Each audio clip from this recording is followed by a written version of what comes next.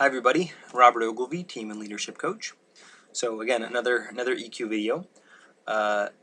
So today's question, what are the uses of EQ? So why don't I actually start with that by answering what EQ is not.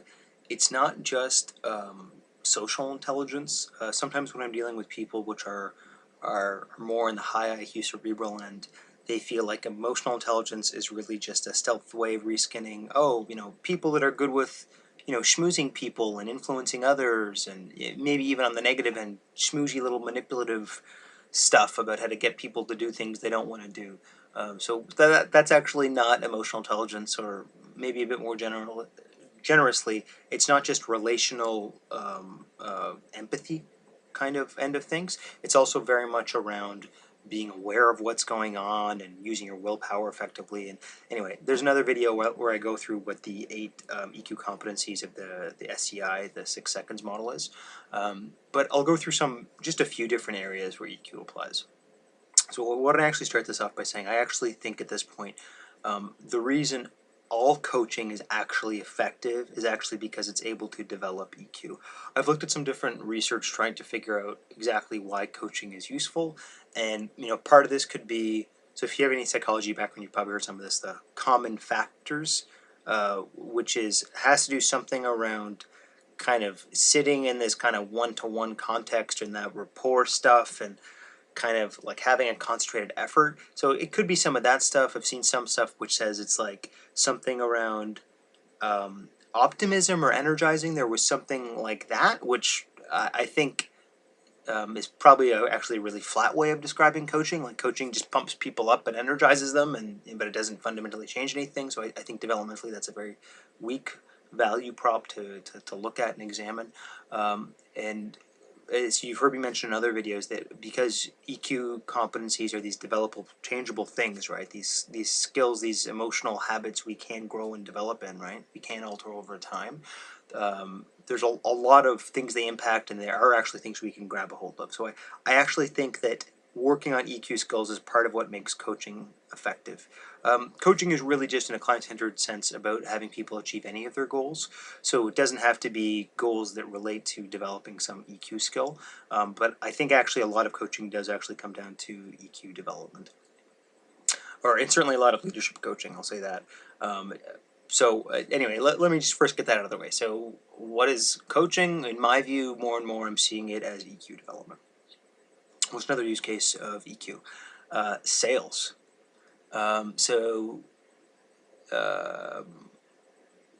If you think of sales in terms of you need to attune and connect with your client, you need to be very emotionally resilient to all the setbacks and all the hang-ups and all that stuff. So there's a buoyancy, there's a kind of emotional recovery, resilience. There's a lot of motivation there. And then ultimately, when you do connect with someone, when you do get to delve in and discover more about what's going on with them and how you might be able to help them, it's trying to establish this win-win and not only clearly understand their problem, but confirm, can I help you make a solution? Do I have something to offer you? Is there something, if yes, selling is a transaction, but best case scenario, both people are better off, right? So does all that fall into place? And then if you think of even maybe one level deeper than that, all the different functions that happen within the sales process, how do you find the right people? Are you good at, the initial contact qualification? Are you better at the longer conversations where you need to drill down and get more data, or even conceptualize a product or package, a service around what their needs are? How good at you are holding and managing accounts, which also then long-term means what they sometimes call SARG, which is like same account revenue growth, but like, new ongoing revenue from that client. Other areas around, using sales systems and setting up sales operations, which is kind of operations and system design kind of things, and other aspects that have to do with ultimately knowing your client's needs well enough and things that are catered to them and connecting to them on a frequent basis. Think of how emotional and how applying consequential thinking and recognizing patterns in people. Think of all those that are in play. I don't want to blindly say that you're using all EQ skills all the time, but you can see how capable salespeople would need a lot of EQ skills, particularly on the motivation end. Um, yeah. Or and this almost might seem bad. How many of you can relate to the notion of having done sales at some point in your life and actually at some point feeling like you've outgrown it, or you use those what were developed as initially in the sales area, you use those skills now as part of some leadership or other use case, right?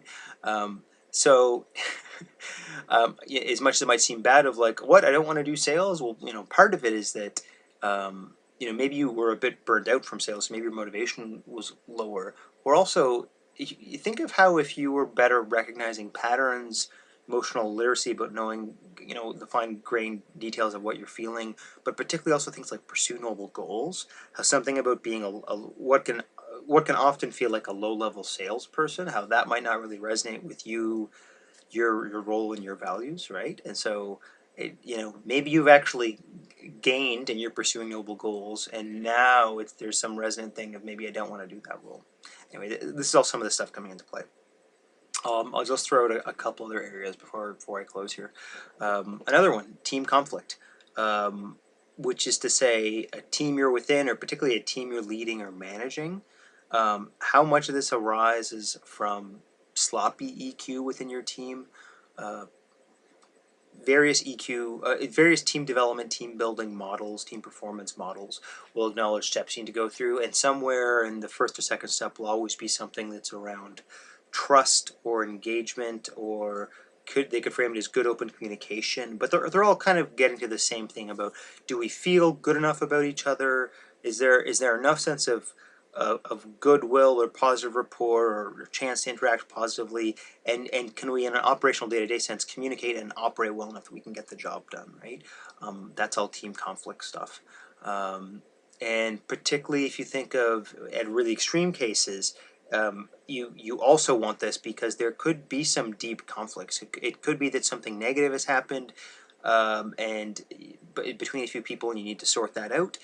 It could be that something situationally has happened that's quite bad, and the team hasn't kind of moved on or transitioned or kind of reframed where they're at.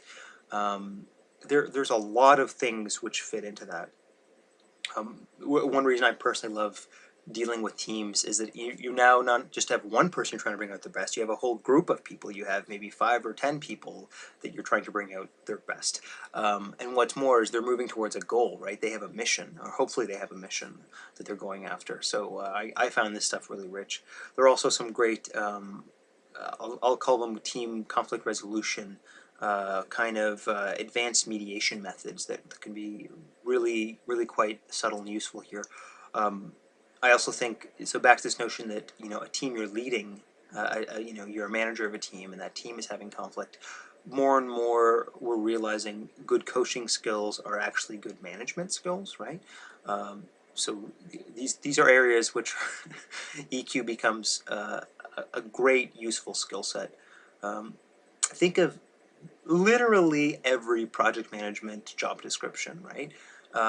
It may have some technical requirements, do this or do that because you're working in this domain, but it's like, what do my job functions entail? It's a lot of EQ stuff. So it's a lot of strategizing and planning about what's best next. It's a lot of getting people on the same page, the right, getting team members to execute well, communicating with them, making sure that they can deliver a schedule. So you're making sure there's rapport, making sure that you're feeling what your team is feeling, that you know what they're actually capable of, and when things pop up, how that's going to adjust timelines, right? So you're very empathetic to what's going on. You're very situationally aware, and ultimately you're trying to pursue a big long-term goals which can empower people. It can also empower their own growth and learning over time, right?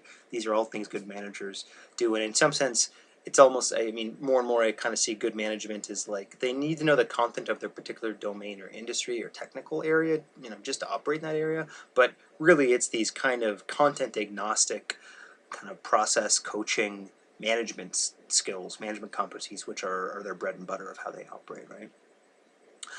So then that you could see then the next last area I'll mention here in this video, which is to say, what's another use case of EQ? Leadership development.